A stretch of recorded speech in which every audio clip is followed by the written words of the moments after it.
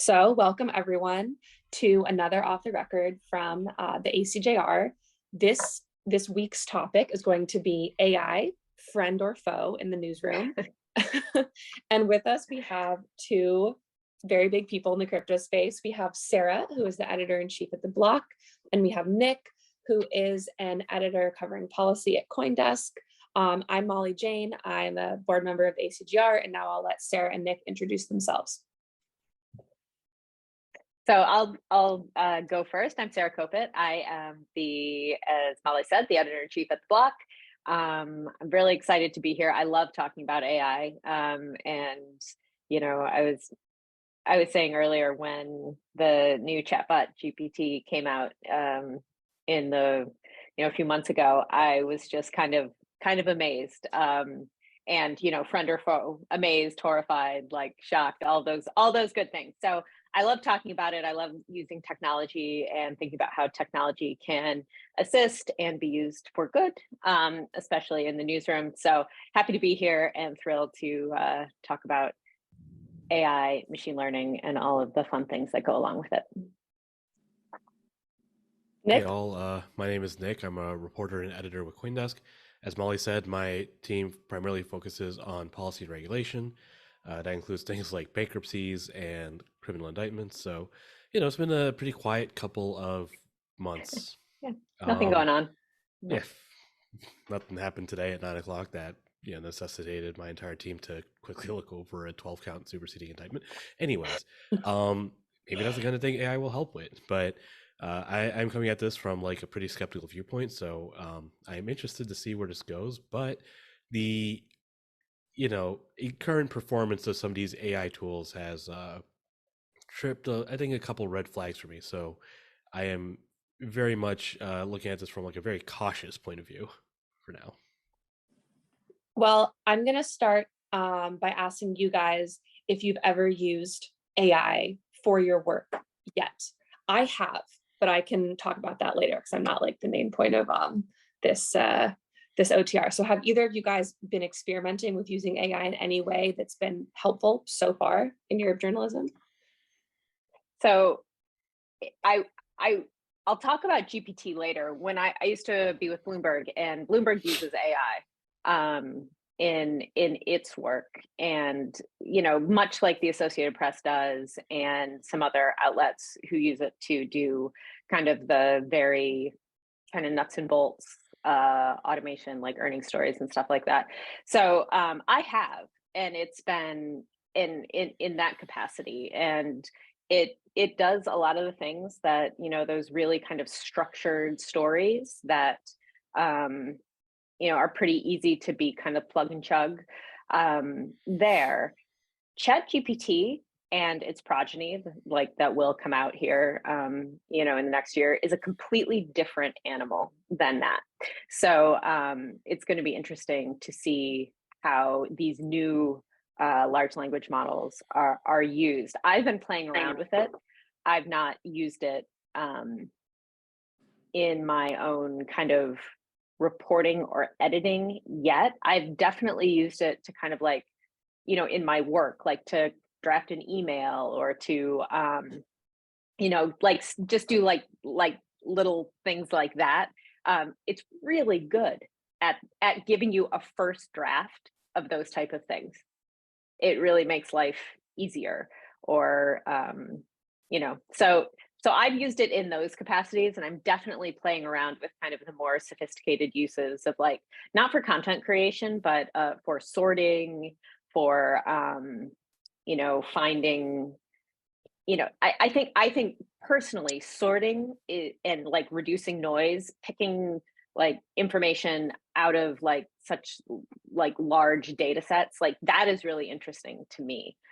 Because I think that's one of the big issues that we deal with in like a, in a newsroom these days. There's just so much information coming at you all the time. Like, how can we use AI to filter and sort in a way that a human just simply cannot do?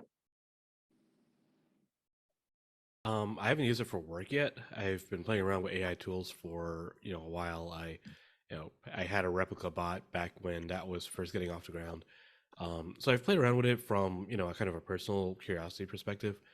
Um, I think the closest we've gotten to AI, at least like me personally for work, is transcription tools, being able to transcribe interviews and things like congressional hearings or court hearings without having to manually type out everything.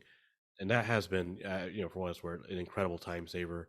um, I don't know how many of you all have been involved in live tweeting things, but that's one of the big things I do for congressional hearings, and not having to manually type out what every lawmaker is saying has really, it's been, I think, an incredible tool for allowing me to, not just live feed, but also put together articles or, divide my attention between different things. Or, if there's a particularly convoluted or, interesting aspect of a hearing, I don't have to worry about going back through it again. I have a transcription already. So that's probably like the biggest use case for me right now. I haven't used it for any kind of, sorting or actually, of course, writing anything at this point. Yeah. I'll just say that I have used it for writing. That's the one thing I did. Not all parts of working for a crypto publication have writing that is journalistic. So if you've noticed on Bitcoin pages, Ethereum pages, at those topics at the bottom, you sort of need all of these sort of empty words for Google to find your page. And so what I've done when I worked at CoinMarketCap was I would use a copy AI bot, and I would type in, I need 1,000 words on the founding of Ethereum and how it's different from Bitcoin. And it would write out things that were true. And I would never want to read that article myself, but Google loved that article. And so it would go in small text at the bottom of the page.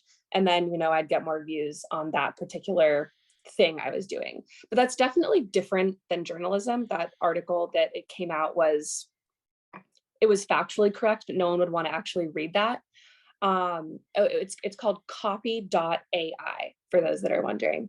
I'm wondering if you, either Sarah or Nick, think that we're getting closer to a stage where typing in that prompt to a bot could come up with an article that people would actually want to read or enjoy reading. It depends. It depends upon how. One thing that ChatGPT can do is you can train it on your own writing style, which is really interesting. So you can give it like things that you have written and say, now write this, like utilizing these articles, like you or these, not these articles, but this source material, write a news story in my writing style. And so it does a pretty good job, but I will say the writing styles are very kind of basic in that, like, it's either like a sophisticated writing style or a humorous writing style or a personal writing style. So it's kind of like, pick one of 6 types of writing. It's not good with jokes. Like, that is the one thing that I have learned. It's humor. It's like very dad jokes, and that, which is fine, it's okay.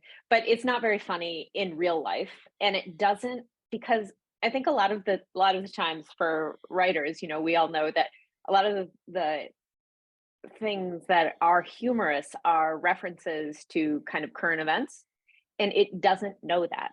Like, it doesn't have like the news of the day in its brain, for lack of a better term. And so it can't and doesn't know how to do that yet. But, I guess theoretically, you can see where it placed the joke, see if you like it. Like, is that the place where like your, bit of humor should come in? But I found that specifically falls very flat. It's much better at saying, write a sophisticated article on, X, Y, and Z, versus write a personal and humorous article on. The one thing I did do, though, that was really fun, this has nothing to do with work, is I asked it to write a letter in like the writing style of some famous like artists and singers. Like I said, write a letter to my mother-in-law. This is the exact prompt I used. Write a letter to my mother-in-law in the style of Nick Cave. write a letter to my mother-in-law in the style of Elvis Presley or Ernest Hemingway. And the results are funny. But so what it does is it pulls like text, like from the singers, it pulls like song lyrics and kind of puts it like in there. For Hemingway, it was very Hemingway-esque. Oh, and William Shakespeare, I asked it to do Shakespeare too. So it can do that type of stuff really well, to kind of humorous results sometimes. Either Nick or someone yeah. had their hand raised. So after Nick's done, I'll go to you. But yeah, Nick, go first, please. I mean, I think my big concern about these language models is, as you said, they're good for things like historical information. Yeah. The fact that their default, if they don't know something, is to just make something up and make it sound plausible, is probably like the big area that makes me be alarmed. Because I mean, as an editor, if I had a reporter who just made stuff up, I would probably fire that reporter really quickly, especially if that was a consistent problem. And here we have, like even the CEO of the company behind ChatGPT said, "Oh yeah, like this is a problem we're working on, but we don't really have, anything that we can announce right now. It's only, able to speak to the stuff it knows about, and that was capped off at like mid 2022 or something like that." Which led to humorous situations. For example, when a couple of months ago someone said, "Hey, what can you tell us about FTX?" This was well after FTX had collapsed, but ChatGPT had this whole thing about how FTX was a highly successful crypto company, because it didn't know that FTX had collapsed at that point. So I think that's kind of probably like where my big concern around a lot of these tools is right now, as far as using them in kind of a journalistic setting. But yeah, I think using them for historical purposes or for having fun with friends and stuff, that makes a lot more sense. And at least right now, that's where they seem to be kind of most suited for. So I have another question, but whoever had their hand raised, if you want to unmute yourself and ask. Sure. All right. So I was in charge of writing a ghostwriting. I was a crypto ghostwriter for a very long time for a lot of large people in the space with the 300K plus followings. So she told me one day, like, go write our newsletter all in ChatGPT. No, it was horrible, miserable. So I had to do every single section and command the prompt specifically within the range, like of our actual section. But it was interesting. It was fascinating. So this person like had a background in like not really that famous, but like had a background on like hosting or TV, but like not that hardcore famous. And they were able to really replicate her style, which I thought was actually very interesting. So if someone has like a Wikipedia page, that level of famous, not even necessarily someone who's like a great writer or known for writing, it translated very well. I used Copy AI for it. It's funny, is ChatGPT doesn't let me even use it anymore, just because it claims it's consistently overloaded and it's whatever that is. And I actually currently work alongside someone who's been in AI for like 10 years.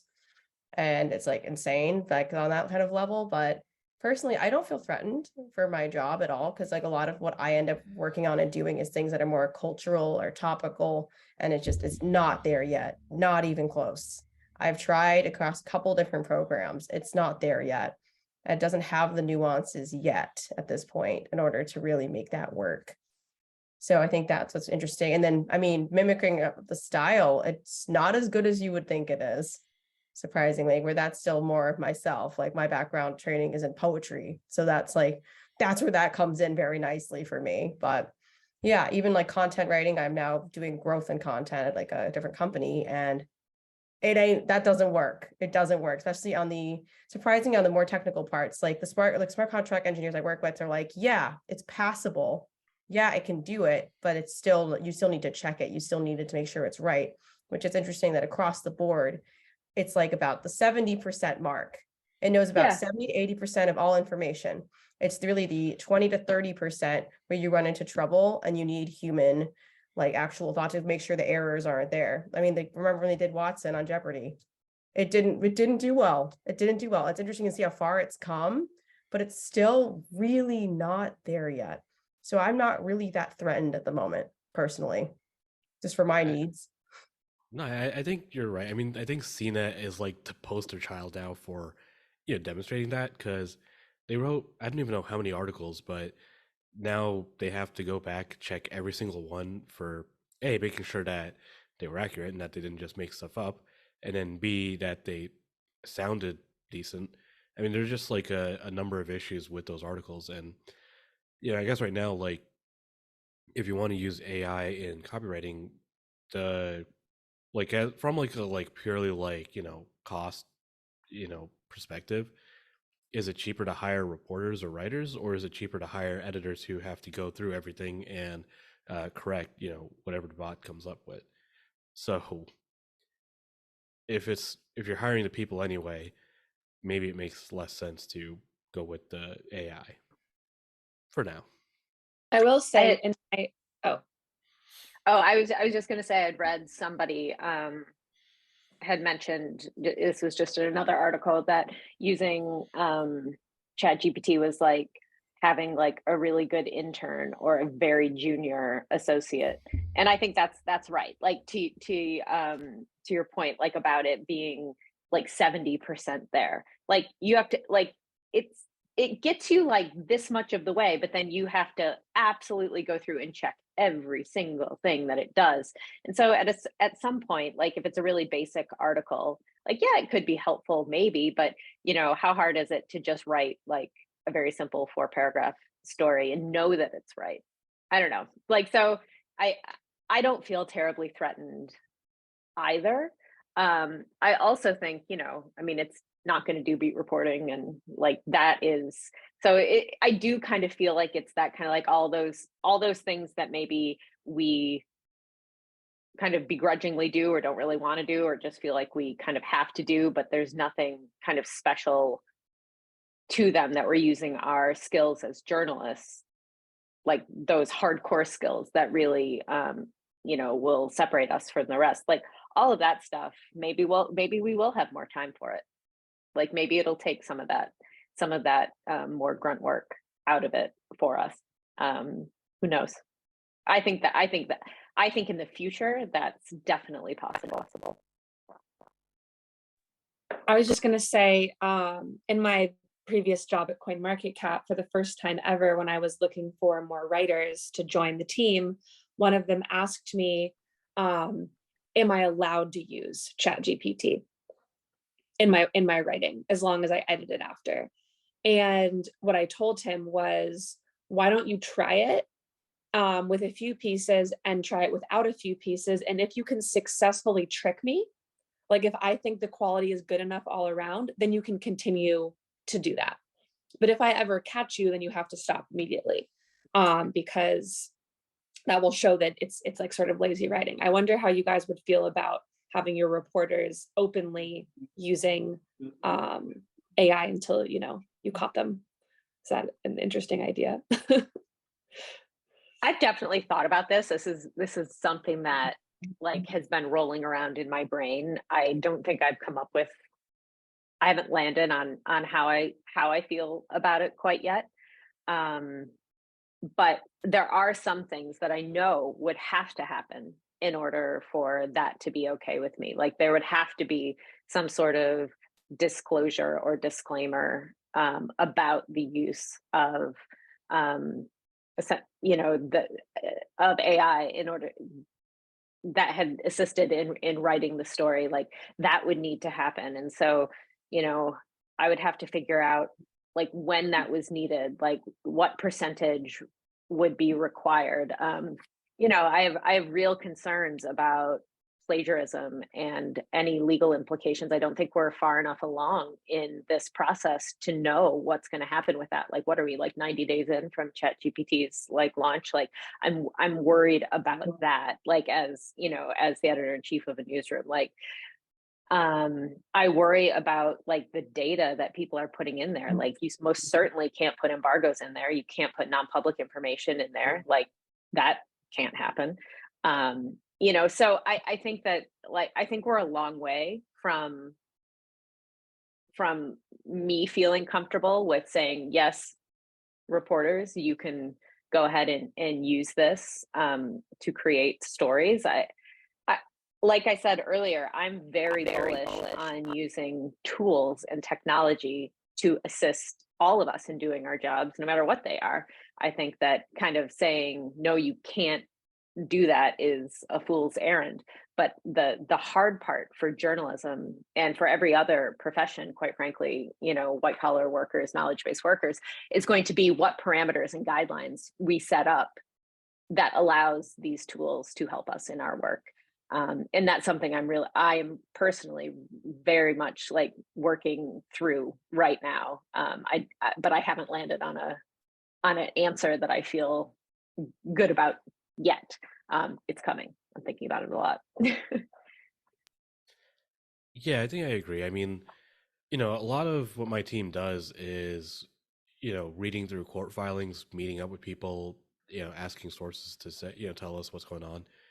And I guess there's like an argument to be made that once you collect that information, you can use ChatGPT or a similar tool to make the actual writing of an article easier. But I don't know. I mean, I don't think anyone on my team would find that to be, you know, more of a benefit than a drawback. Um, and especially with, you know, as Sarah mentioned, when you have issues like non-public information, if you're trying to break a story, then, you know, you don't necessarily want to trust an online tool, right? I mean, I use Otter for transcription, but if it's a you know, sensitive subject, I'm not going to use Otter. I'm going to use either manual transcription or, you know, a purely offline transcription tool, because I don't want that on the internet, right? Until I'm ready to put it out there. So yeah, I think I'd be caught. Like I wouldn't want to okay my team to be using ChatGPT at this point in time. Um, you know, if there are changes, if you know, who knows what the future holds, but right now it just seems like the drawbacks would outweigh the benefits. Plus, if I know they're using ChatGPT, then, you know, again, there's now horror stories about ChatGPT just making things up, and so, you know, do I have to go back to their you know, reports and check and make sure that, you know, there's no plagiarism or there's no you know, things, because I trust my team, so I'm not a subject matter expert in everything my team covers, but I trust them to know what they're doing and to have accurate information.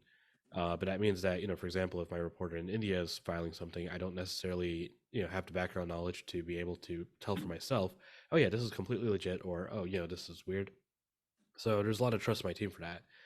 And this is the kind of scenario where, you know, that would make things more difficult for me as an editor and more difficult for, you know, the editors who work with me, including our copy editor and, you know, any other editors who have to oversee articles. So um, right now there do seem to be a lot of, you know, drawbacks, I would say, to, you know, at least specifically to news and real-time news, to using ChatGPT and similar tools. I gave it my resume, and I asked it to write a bio for me. Like this is a good example of how like I have used ChatGPT. Is like, you know, I mean, I have a bio, but I'm like, here, write a bio for me. Here's my resume, and it in the bio it said I worked at the New York Times and the Associated Press, and I have not. Like it literally just yeah, right, exactly. It literally just made that up, and it wasn't. It was from my own resume that did not say those words. It like hallucinated that. So, you know, that's really kind of, you know, and it says it really like with a great authority, you know. What about for creativity? That's one of the questions in the chat, and also is, okay, you can't use it for facts for news writing, but news websites have social media. They need to do things. You know, what about using it to write viral social media copy about a news story or something? What do you guys feel about that? Personally, I think that the best and most viral social content, and I am not a social expert as far as, you know, making things go viral. I think the best one, they're highly personal. They're usually kind of funny. And my experience with Chat GPT for those things is not good. So as far as like what Google and what SEO and like how kind of things move across like the shareable ecosystem with the algorithms, I can't really speak for that. But as far as like what I like and what I might share, it can't do the really, really good posts. But maybe the mediocre ones it can, you know, like the very C-level stuff. I mean, also just looking at the, you know, the rest of that question. Sorry.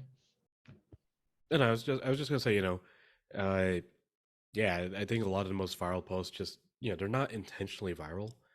And at some point, you know, if you start posting things and people realize, oh, you're using like a bot to come up with that, they're gonna start filtering you out, I think. You know, it might not be, you know, an active decision, but it's like all those brands that try to, you know, get on the whole, you know, let's be funny and quirky trend. So yeah, like Wendy's, and people are like, oh, Wendy's is funny, and you know, Moon Pie's Twitter account is funny. But after a while, they all kind of started doing the same thing, and it all kind of blended together. And now, you know, they don't really go quite as viral anymore. It's just kind of, you know, oh, well, you know, there they are again. There's all the brands doing their funny thing again. It's, you know, it's hard to fake that for long. You know, after a while, it just does not work. So I run a news website about Bitcoin and cryptocurrency here in Brazil. It's called Portal do Bitcoin. And what I've been trying to figure out is like how to use the prompt, the chat GPT, to improve, for example, SEO. So I received I don't know, a simple text from a reporter, right? Anyone try to use the chat GPT to improve like the SEO metadata and etc. in this situation? I kind of have, but I'll if Sarah or Nick have, I can let them go first. I don't think we have, but I also don't do much on like the actual site metadata side, so I wouldn't know if we had. I asked our homepage. Sorry. I asked like our SEO. Yeah, I asked our SEO specialist about this. He said that it actually won't improve SEO scores for Google because Google knows or can tell what is AI generated material. So I don't, but I can't speak to that. I know myself. A lot about this.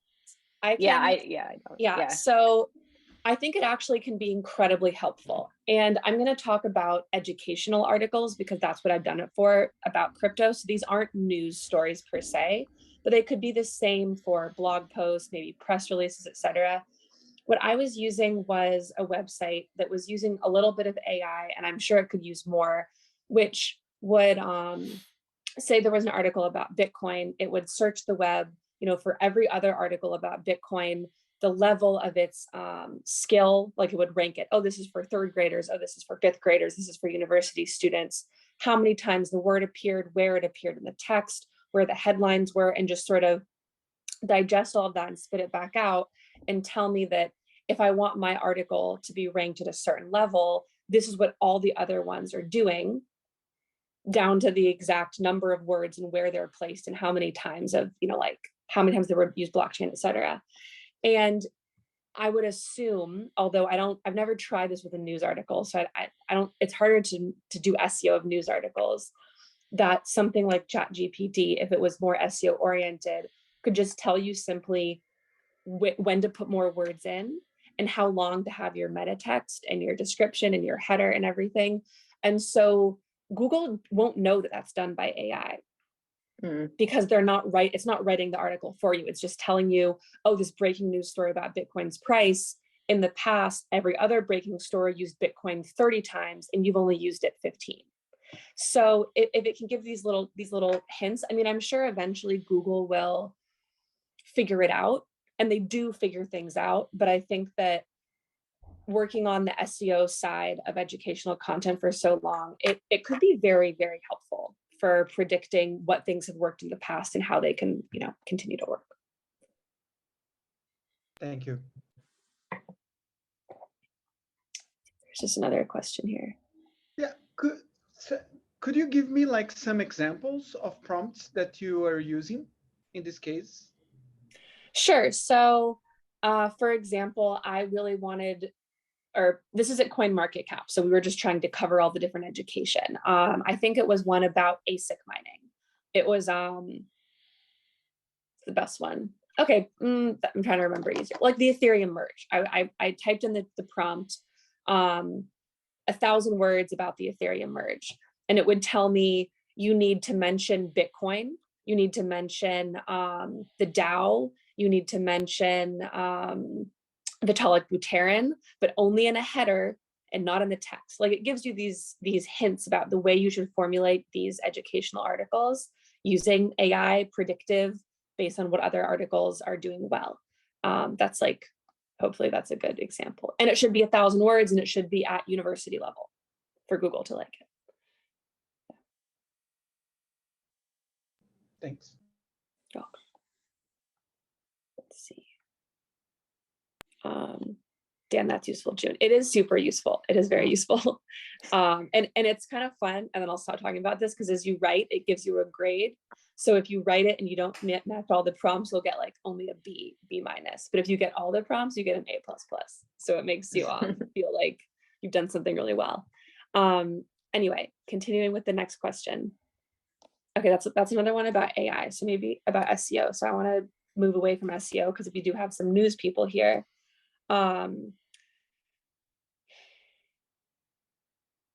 What about this?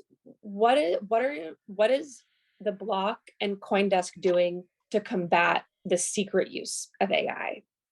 Does that make sense? That people are maybe going to use it in ways that they shouldn't for work. Is that anything you're thinking about yet? I mean, I haven't been in any discussions with other editors yet about this. Like I said before, I think to some degree we're trusting our reporters to be honest about what they're doing. And we have been using I know our photo editor's been using AI to generate images, for example. So we have experimented with it. And I think one of our newsletter writers decided to see if it could write his newsletter for him. And I think the good news for him was his job is safe. It's not about to get taken by any AI yet. So I guess it's something we should be thinking about, but I don't know that we've had any discussions about it yet.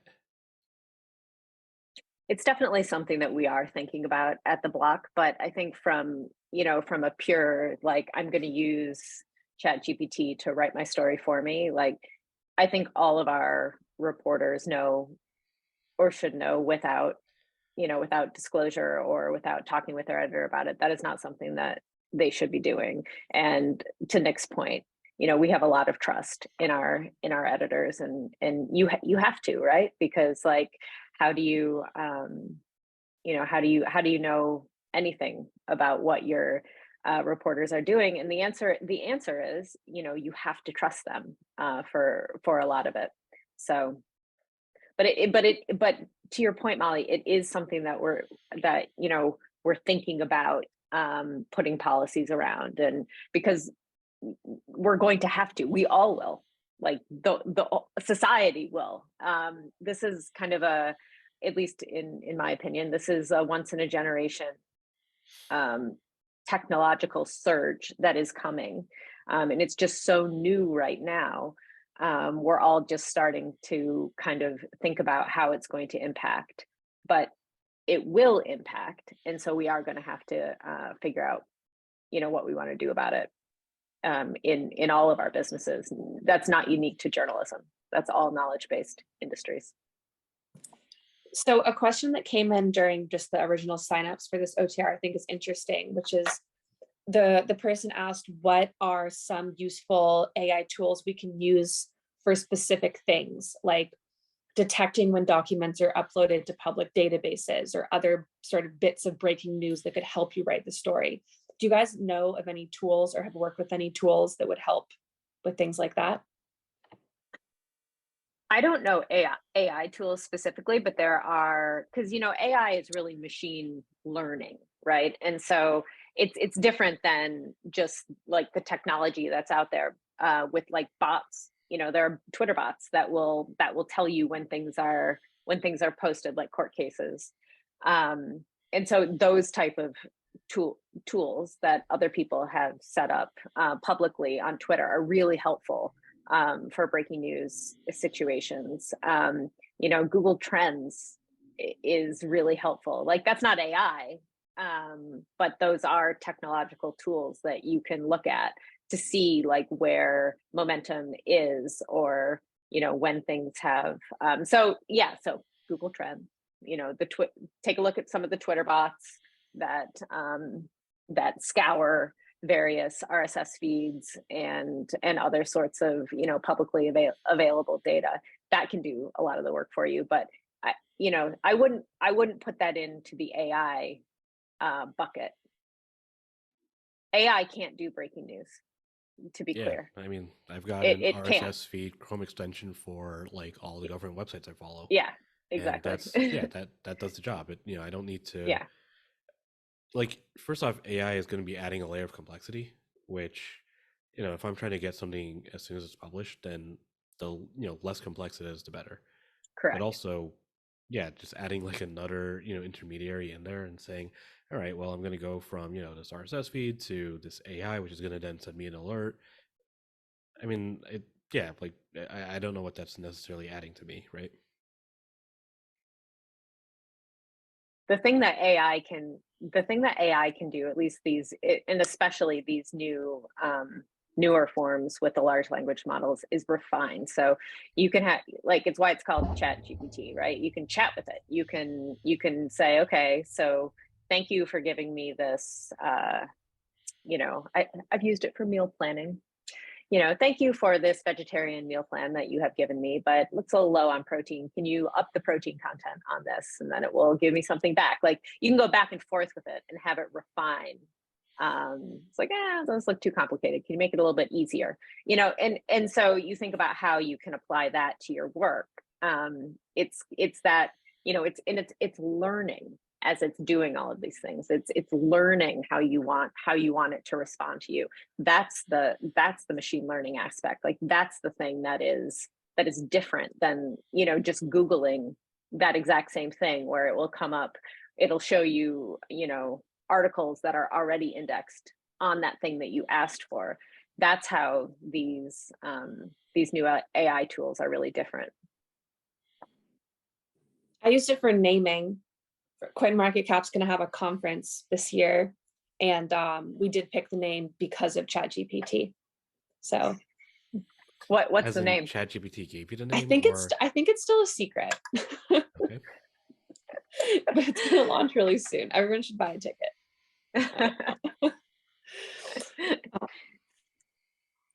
CoinMarket conference. No. Let's see. Here's a question coming in. I don't know if you guys can answer this, but someone asked, how can we use AI to judge if breaking news is really breaking?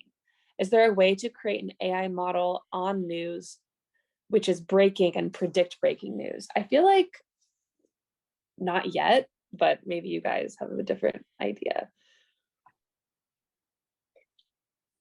I would say, I'm really guessing at this point, because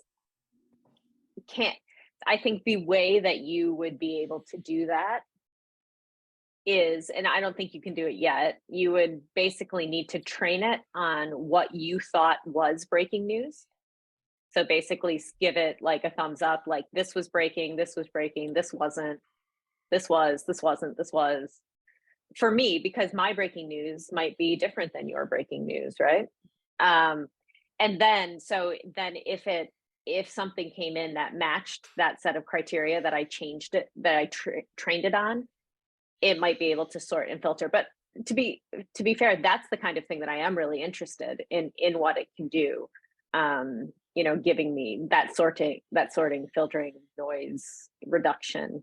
But I don't think that these public tools can do that yet, mostly because they're not attached to the internet. So you would have to you would have to kind of cobble it together with your own APIs and RSS feeds, which I'm sure is coming. I'm sure that's coming. So I think that's kind of how I would see it working, but it's not something that I can do right now. Yeah, I don't think I have anything to add to that. Really, it's I think we're definitely too early in the conversation to be able to assess that at this point. To June's point, we tried that. CoinDesk experimented with generative AI art for a while. And then what happened with the experiment? Well, we're using stock photos and other photos now, so So it failed. I think what it came out to was at some point we realized like it wasn't necessarily adding, and I wasn't part of these conversations, so this is kind of me speculating a little bit, but it wasn't necessarily adding anything that above and beyond what we were getting anyway. And for a reporter, if you're going for speed, it was just faster to grab a photo than to go through the whole AI prompting and generate photos. I guess the thing that might be helpful, like in the future, if we can get all the legal and copyright issues sorted, right, which we do not have done yet. So, but when we can get all that sorted out, is that the AI could read your story for you. You wouldn't have to pick anything and generate something based on the copy that is being written. Like you don't have to give it anything. It just like, so by the time you're done writing your story, it has an image. Like maybe that could work. Yeah. I think the other big problem with like AI art right now has been, kind of like as you mentioned, like the blatant like ripping off of people, like actual people's art. Which I know that was like a big thing when generative AI art was first circulating. A lot of artists discovered, hey, wait a second, that's basically just copying what I did. Yeah. Which is obviously not great. I guess that brings up an interesting question, which is that even if we could use AI for writing, how do we make sure that the writing is original on AI? Because there's no real way to know right now, right? It's like it looks original to us, but will we have to just run everything through a plagiarism checker in a few years, no matter if you're a reporter anywhere or working for any knowledge-based industry? Do you think that's where we're going? No. I don't think that's where we're going, just because I don't think people will do that. I think that's too labor intensive. It just won't happen. I think my guess is that, like with anything, when it's a new technology, we will come up with norms and accepted practices as a society that, we don't know right now because it's too new, but we will. But I don't think running every single piece of copy that is created from any knowledge-based worker through a plagiarism checker is what will happen. We will come up with some other easier, best practice, is my guess. I think it's going to depend on how the use of AI does develop. I mean, we do know that, plagiarism checkers are scalable. At this point, I think pretty much every college, for example, uses them. So it's not it would necessarily be difficult or expensive to onboard, but it would be another step in the process, which will, like what Dillian mentioned, you might have to integrate it. But again, it's going to depend on how the use of these AI tools develops. What would be both of your ideal AI tool for news writing? Is there any part of the news writing process that you think could eventually be solved with AI? Transcriptions, cleaning up transcriptions so that I don't have to. That's like the big thing for me, because again, I do a lot of covering of live hearings. So if I'm watching a 4-hour Senate Banking Committee hearing, I do use Otter right now, and Otter really is just incredible, especially compared to some of the old AI or transcription tools I was using in the past. But the big thing with Otter is that I still have to clean it up, and that's still sort of labor intensive. So that's why I don't really publish full transcripts of things, because when I do, I have to go through and it's just small grammar things, small making sure that Otter doesn't have every word. So some of the words, especially in the crypto industry, because if you're using Otter, it maybe doesn't recognize some of the names of these cryptos or some of the coins. It doesn't recognize people's names necessarily. So if an AI tool got to the point where it could do all of that for me, that'd be cool. I would very much enjoy that. I think that also if I could have a tool where I could train it on like the ideal writing style for my newsroom, because every newsroom has a different writing style. Like I don't really want my copy to look like the New York Times copy. As much as I love reading the New York Times, like that's not the block, right? And so if I can come up with a, like this is ideally how I would like most of my, really straight news to read, then so reporter writes story, then I put that story through, the AI model that kind of makes it, in my style, with kind of like, switches things around, maybe does some grammar, even though, there are tools for that already, and like spits it out. So then my editor could like, it basically 50% of like what the editor would have been doing is maybe done. And now the editor can look at it for, for narrative, for narrative qualities, or really doing what human editors do best, which is making the story sing, as they say. So kind of like that step, I think would be really helpful. But again, we're not there yet either. But like, just kind of if I could come up with something, I think that would be great.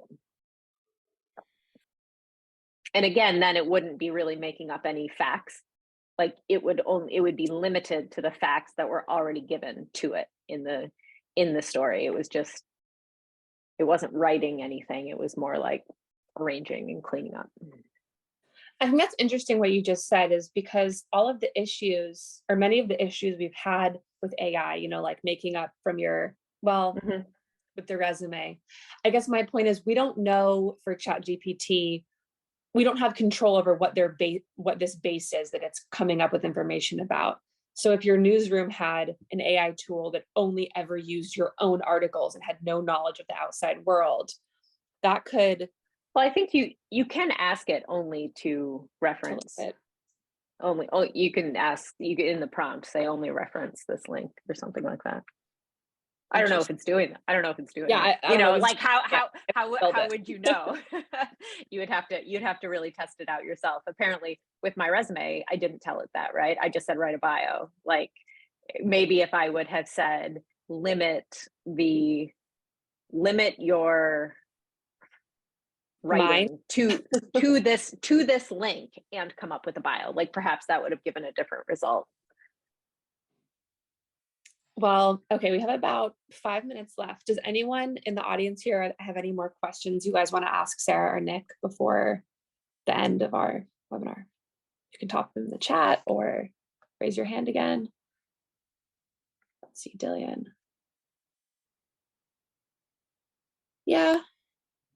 I think there's just a lot of, ChatGPT was not made for newsrooms. It was not marketed for newsrooms. So I think that we'll have to have another webinar when some sort of AI comes out that's like news.ai, because we don't even know what that could be yet. One thing we haven't really talked up, about. Oh, I was going to say, any last things you want to say? So please, Nick, go ahead. I was just going to say, one thing we are seeing AI used for right now is mis and disinformation campaigns. So that's also kind of going to be really interesting to try and combat as, a reporter. One of the big examples right now is, it's just really easy to dump, like we're already aware this exists before AI. It's really easy to just dump information into the world and say, oh, this is true. I saw it on a website. And it's like some random sketchy blog posing as a news site. AI will make that a lot easier. And, in our field, especially, crypto's, rampant with scams and frauds. I feel like one of the areas of concern is making sure that, people in this industry are able to discern between actual news organizations and actual information versus just AI generated copy designed to try and convince people to invest in whatever because XYZ Golden Cross things are happening, that kind of stuff. And crypto is like only one area. We're already seeing this kind of with things like the train derailment in Ohio and similar issues. It's going to be a problem that we are going to have to look at and address because this will kind of impact how we do our jobs as well. Yeah, I was talking to a colleague this morning, and we were talking about politics, which is where so much of the mis and disinformation lies, and like whether in the future there might possibly be 3 or 4 big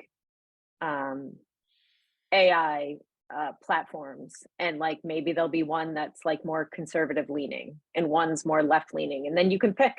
Like you have the choice of which one you want to do, and then maybe there will be Google. Google will have theirs, and it'll be like the big mainstream one, kind of like how you have DuckDuckGo, and I don't know, does anybody use Bing? I don't know. So it'll give you different results, and it, like, or maybe more like the social media platforms. I mean, they already use AI to dictate what all of our feeds look like. So they'll be, so you can pick what you want to see, and that will make the dis and misinformation problem even worse, if possible. So yeah, that's something that I think that I'm sure, well, I hope that our governments around the world are really looking at and trying to figure out how they're going to combat that and solve for that. Well, my last question then is the topic of this was crypto in the newsroom, friend or foe. So friend or foe? What do you guys, just final thoughts? I think it's both. I know that's not a great answer, but it's both. Yeah, both leaning foe right now, but mostly because, there are a lot more drawbacks than benefits, I think, at this point. But as it develops, we'll see how that, if and how that changes. Well,